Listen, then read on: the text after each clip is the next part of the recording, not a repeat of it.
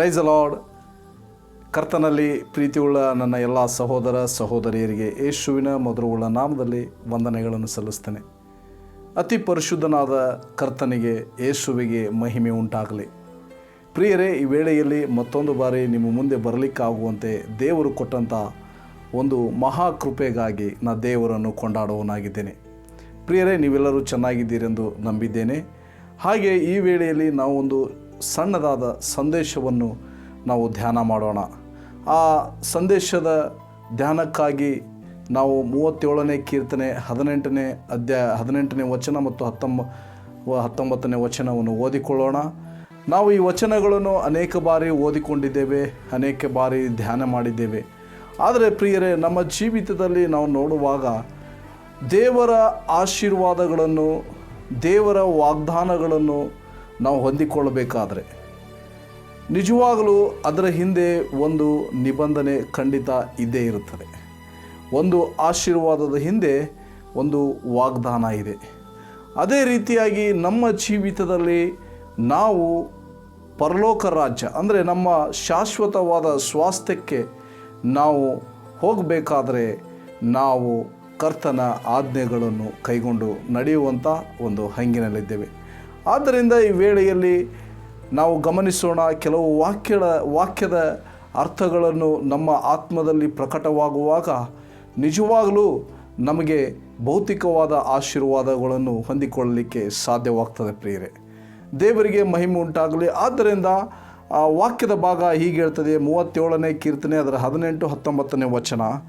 ಯೆಹೋವನು ಸದ್ಭಕ್ತರ ಜೀವಮಾನವನ್ನು ಲಕ್ಷಿಸುತ್ತಾನೆ, ಅವರ ಸ್ವಾಸ್ಥ್ಯವು ಶಾಶ್ವತವಾಗಿ ನಿಲ್ಲುವುದು, ಅವರಿಗೆ ವಿಪತ್ಕಾಲದಲ್ಲಿಯೂ ಆಶಾಭಂಗವಾಗುವುದಿಲ್ಲ, ಬರಗಾಲದಲ್ಲಿಯೂ ಅವರಿಗೆ ಕೊರತೆ ಇಲ್ಲ ಎಂಬುದಾಗಿ ದೇವರ ವಾಕ್ಯ ಹೇಳ್ತದೆ. ಪ್ರಿಯರೇ, ಮನುಷ್ಯರ ಮಾತುಗಳು ಸುಳ್ಳಾಗ್ಬೋದು, ಮನುಷ್ಯರು ಮಾಡಿದಂಥ ಪ್ರಮಾಣಗಳು ಸುಳ್ಳಾಗ್ಬೋದು, ಆದರೆ ಕರ್ತನ ವಾಕ್ಯ ಅದು ಎಂದಿಗೂ ಸುಳ್ಳಾಗುವುದಿಲ್ಲ. ಅದಕ್ಕಾಗಿ ಯೇಸು ಕ್ರಿಸ್ತರು ಒಂದು ಮಾತನ್ನು ಹೇಳ್ತಾರೆ, ಭೂಮಿ ಆಕಾಶಗಳು ಅಳಿದು ಹೋಗುವವು, ಆದರೆ ನನ್ನ ಮಾತುಗಳು ಅವು ನೆರವೇರದೆ ಹೋಗುವುದೇ ಇಲ್ಲ ಎಂಬುದಾಗಿ. ಅಂದರೆ ಖಂಡಿತವಾಗಿಯೂ ಅದು ನಮ್ಮ ಜೀವಿತದಲ್ಲಿ ನೆರವೇರುವಂಥದ್ದಾಗಿದೆ. ಯಾರು ಆತನ ವಾಕ್ಯಗಳಿಗೆ ವಿಧೇಯರಾಗಿ, ಯಾರು ಆತನ ಆಜ್ಞೆಗಳನ್ನು ಕೈಗೊಂಡು ನಡೀತಾರೋ ಅವರಿಗೆ ಕರ್ತನ ವಾಗ್ದಾನಗಳನ್ನು ಹೊಂದಿಕೊಳ್ಳಲಿಕ್ಕೆ ಸಾಧ್ಯವಾಗ್ತದೆ. ಪ್ರಿಯರೇ, ಆದ್ದರಿಂದ ವಚನದಲ್ಲಿ ನಾವು ನೋಡ್ತೇವೆ, ಅವರ ಸ್ವಾಸ್ಥ್ಯ ಶಾಶ್ವತವಾಗಿ ನಿಲ್ಲುವುದು ಎಂಬುದಾಗಿ ಈ ವಾಕ್ಯದಲ್ಲಿ ಗಮನಿಸುವಾಗ ಸದ್ಭಕ್ತರು ಯಾರು ಎಂಬುದಾಗಿ ನಮಗೆ ಗೊತ್ತಾಗ್ತದೆ. ಆದ್ದರಿಂದ ಶಾಶ್ವತವಾದ ಸ್ವಾಸ್ಥ್ಯ ಎಂಬುದಾಗಿ ನಾವು ನೋಡೋದಾದರೆ ಯಾರೂ ಕಸಿದುಕೊಳ್ಳಲಾರದಂಥ ಆಸ್ತಿ, ಯಾರು ಕೂಡ ಕಸಿದುಕೊಳ್ಳಲಾರದಂಥ ಆಸ್ತಿ. ಪ್ರಿಯರೇ, ಲೋಕದಲ್ಲಿರುವಂಥ ಆಸ್ತಿಗಳು, ಬೆಳ್ಳಿ ಬಂಗಾರಗಳು, ಹಣವು ಎಲ್ಲವೂ ನಾಶವಾಗುವಂಥದ್ದಾದೆ. ಯಾಕಂತ ಹೇಳಿದರೆ ಇದು ಈ ಲೋಕಕ್ಕೆ ಮಾತ್ರ ಸೀಮಿತವಾಗಿದ್ದು ಇದಕ್ಕೆ ಒಂದು ಎಕ್ಸ್ಪೈರಿ ಡೇಟ್ ಇದೆ. ಇದು ನಾಶನವಾಗುವುದಕ್ಕೆ ಒಂದು ಡೇಟ್ ಕೊಡಲ್ಪಟ್ಟಿದೆ, ಒಂದು ದಿವಸ ಕೊಡಲ್ಪಟ್ಟಿದೆ. ಆ ದಿವಸ ಏನಂತ ಹೇಳಿದರೆ ಎಲ್ಲವೂ ನಾಶವಾಗುವಂಥ, ಯಾಕಂದರೆ ಸೃಷ್ಟಿಸಲ್ಪಟ್ಟಿದ್ದಕ್ಕೆ ಎಲ್ಲವೂ ಏನಾಗಿದೆ, ಎಕ್ಸ್ಪೈರಿ ಡೇಟ್ ಇದೆ. ಆದ್ದರಿಂದ ಈ ಸ್ವಾಸ್ಥ್ಯ ಇದು ನಮಗೆ ಲೋಕಾದಿಯಿಂದ ಸಿದ್ಧ ಮಾಡಿದ ಸ್ವಾಸ್ಥ್ಯ ಎಂಬುದಾಗಿ ನಮಗೆ ದೇವರ ವಾಕ್ಯ ಹೇಳ್ತದೆ. ನಾವು ನೋಡ್ತೇವೆ 25ನೇ ಅಧ್ಯಾಯ, ಮತ್ತಾಯನ ಬರೆದ ಸುವಾರ್ತೆ 25ನೇ ಅಧ್ಯಾಯ 34ನೇ ವಚನದಲ್ಲಿ ಕರ್ತನು ಆ ದಿವಸದಲ್ಲಿ ಹೇಳುವಾಗ ನಮಗೆ ಗೊತ್ತಾಗ್ತದೆ ಯಾವುದು ನಿಜವಾದ ಶಾಶ್ವತವಾದ ಸ್ವಾಸ್ಥ್ಯ ಮತ್ತು ಸದ್ಭಕ್ತರು ಯಾರು ಎಂಬುದಾಗಿ ನಾವು ನೋಡಿಕೊಳ್ಳಲಿಕ್ಕೆ ಸಾಧ್ಯವಾಗ್ತದೆ. ಪ್ರಿಯರೇ, ನೋಡೋಣ, ಓದಿಕೊಳ್ಳೋಣ ವಚನವನ್ನು. ಆಗ ಅರಸನು ತನ್ನ ಬಲಗಡೆಯಲ್ಲಿರುವವರಿಗೆ, ನನ್ನ ತಂದೆಯ ಆಶೀರ್ವಾದ ಹೊಂದಿದವರೇ ಬನ್ನಿರಿ, ಲೋಕಾದಿಯಿಂದ ನಿಮಗೋಸ್ಕರ ಸಿದ್ಧ ಮಾಡಿದ ರಾಜ್ಯವನ್ನು ಸ್ವಾಸ್ಥ್ಯವಾಗಿ ತೆಗೆದುಕೊಳ್ಳಿರಿ. ನೋಡಿ, ಲೋಕಾದಿಯಿಂದ ನಮಗೋಸ್ಕರ ಸಿದ್ಧ ಮಾಡಿದ, ಬಲಗಡೆಯಲ್ಲಿರುವವರು ಅಂದರೆ ಯಾರು ಅಂತ ಹೇಳಿದರೆ ಅಲ್ಲಿ ಕರ್ತನು ನ್ಯಾಯ ತೀರ್ಪಿನ ದಿವಸ ಏನು ಮಾಡ್ತಾರೆ ಅಂದರೆ ಆಡನ್ನು ಕುರಿಗಳನ್ನು ಬೇರೆ ಬೇರೆ ಮಾಡ್ತಾನಂತೆ. ಅದರಲ್ಲಿ ಬಲಗಡೆ ಇರುವವರು ಕುರಿಗಳು ಅಂದರೆ ಯಾರು ಕರ್ತನ ಮಾತುಗಳನ್ನು ಕೇಳಿ ಹಿಂಬಾಲಿಸುತ್ತಾರೋ ಅವರಿಗೆ ಏನು ಹೇಳ್ತಾರೆ ಅಂತ ಹೇಳಿದರೆ ಸದ್ಭಕ್ತರು. ಕರ್ತನಾದ ಯೇಸುವಿನ ಹೆಜ್ಜೆ ಜಾಡಿನಲ್ಲಿ ಯಾರು ನಡೀತಾರೋ, ಕುರುಬನ ಸ್ವರವನ್ನು ಯಾವ ಕುರಿಯು ಕೇಳಿ ನಡೀತದೋ ಅದಕ್ಕೆ ಸದ್ಭಕ್ತರು, ಅವರಿಗೆ ಸದ್ಭಕ್ತರು ಎಂಬುದಾಗಿ ನಾವು ಇಲ್ಲಿ ಉಲ್ಲೇಖಿಸುವುದನ್ನು ನಾವು ನೋಡ್ತೇವೆ ಪ್ರಿಯರೇ. ನೋಡಿ, ಅದಕ್ಕಾಗಿ ಯೇಸು ಕ್ರಿಸ್ತರು ಒಂದು ಮಾತು ಹೇಳಿದರು. ಮತ್ತಾಯನ ಬರೆದ ಸುವಾರ್ತೆ 7ನೇ ಅಧ್ಯಾಯದಲ್ಲಿ ನಾವು ನೋಡುವಾಗ ಅಲ್ಲಿ ದೇವರ ವಾಕ್ಯ ಹೇಳ್ತದೆ ಏನಂತೀರ, ಆದುದರಿಂದ ನನ್ನ ಮಾತುಗಳನ್ನು ಕೇಳಿ ಅವುಗಳಂತೆ ನಡೆಯುವವನು ಬಂಡೆಯ ಮೇಲೆ ಮನೆಯನ್ನು ಕಟ್ಟಿಕೊಂಡ ಬುದ್ಧಿಯುಳ್ಳ ಮನುಷ್ಯನನ್ನು ಹೋಲುವನು. ಕಟ್ಟಿದ ಮೇಲೆ ಮಳೆ ಸುರಿಯಿತು, ಹಳ್ಳಗಳು ಬಂದವು, 4 ಕಡೆಯಿಂದ ಗಾಳಿ ಬೀಸಿ ಆ ಮನೆಗೆ ಬಡಿಯಿತು. ಆದಾಗ್ಯೂ ಅದರ ಅಸ್ಥಿವಾರವು ಬಂಡೆಯು ಮೇಲಿದ್ದರಿಂದ ಅದು ಬೀಳಲಿಲ್ಲ. ದೇವರಿಗೆ ಸ್ತೋತ್ರವಾಗಲಿ. ನೋಡ್ರಿ, ಯೇಸುವಿನ ಮಾತುಗಳನ್ನು ಕೈಗೊಂಡು ನಡೆಯುವಂಥ ಆ ಯೇಸುವಿನ ಮಾತಿನ ಮೇಲೆ ತನ್ನ ಜೀವಿತವನ್ನು, ತನ್ನ ಕುಟುಂಬವನ್ನು, ಸಭೆಯನ್ನು ಕಟ್ಟುವಂಥ ವ್ಯಕ್ತಿ ಯಾರಾಗಿದ್ದಾರೋ ಅವನು ಬುದ್ಧಿವಂತನಾಗಿದ್ದಾನೆ, ಮತ್ತು ಆ ಬುದ್ಧಿವಂತನು ಸದ್ಭಕ್ತನಾಗಿದ್ದಾನೆ, ಅವನು ನೀತಿವಂತನಾಗಿದ್ದಾನೆ. ನಾವು ನೋಡ್ತೇವೆ ಕೀರ್ತನೆ 1ನೇ ಕೀರ್ತನೆ ಅದರ 6ನೇ ವಚನ ನೋಡ್ತೀವಿ, ಯೆಹೋವನು ನೀತಿವಂತರ ಮಾರ್ಗವನ್ನು ಲಕ್ಷಿಸುವನು ಎಂಬುದಾಗಿ. ಆದ್ದರಿಂದ ಈ ವಾಕ್ಯದಲ್ಲಿ ನಾವು ನೋಡ್ತೇವೆ ಯೆಹೋವನು ಸದ್ಭಕ್ತರ ಜೀವಮಾನವನ್ನು ಲಕ್ಷಿಸ್ತಾನೆ. ಅಂದರೆ ಯಾರು ಆತನ ಮಾತುಗಳಿಗೆ ವಿಧೇಯರಾಗಿ ಆತನ ಆಜ್ಞೆಗಳನ್ನು ಕೈಗೊಂಡು ನಡೆಯುತ್ತಾರೋ ಅವರು ನೀತಿವಂತರಾಗಿದ್ದಾರೆ, ಸದ್ಭಕ್ತರಾಗಿದ್ದಾರೆ, ಬುದ್ಧಿವಂತವರಾಗಿದ್ದಾರೆ. ಸೊ ನೋಡಿ, ಅವರ ಸ್ವಾಸ್ಥ್ಯ ಶಾಶ್ವತವಾಗಿ ನಿಲ್ಲುವುದು. ಅಂಥವರ ಜೀವಿತಕ್ಕೆ ದೇವರು ರಕ್ಷಣೆಯನ್ನು ಕೊಡುವಂಥವನಾಗಿದ್ದಾನೆ.